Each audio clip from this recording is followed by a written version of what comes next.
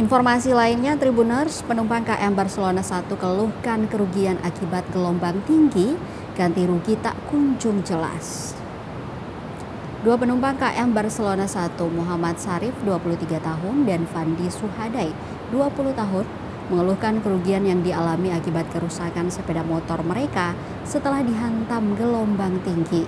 Keduanya mengaku kecewa dengan janji ganti rugi dari pihak agen kapal yang hingga kini belum terrealisasi.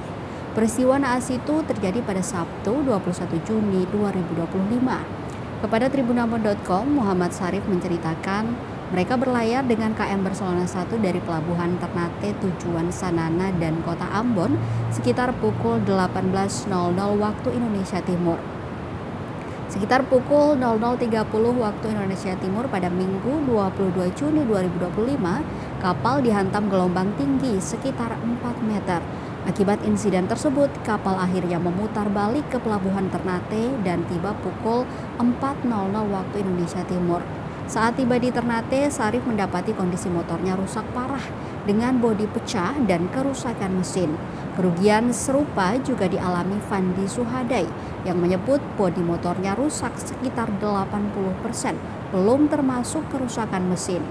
Pihak kapal kemudian mengganti uang tiket sesuai harga tiket senilai Rp560.000. Uang itu mereka gunakan untuk membeli tiket pelayaran selanjutnya dengan kapal Permata Obi seharga Rp565.000.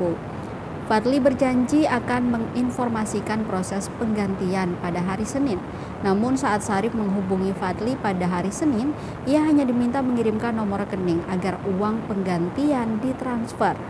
Keduanya kemudian berangkat pada Senin 23 Juni 2025 sekitar pukul 17.00 waktu Indonesia Timur dengan KM Permata Obi menuju Ambon dan tiba di Pelabuhan Slamet Riyadi Ambon sekitar pukul 5.00 waktu Indonesia Timur pada Rabu 25 Juni 2025. Fandi mengaku sangat kecewa dengan pelayanan perusahaan kapal Barcelona. Hingga berita ini diturunkan, belum ada konfirmasi lebih lanjut dari pihak agen maupun manajemen kapal Barcelona terkait janji ganti rugi ini.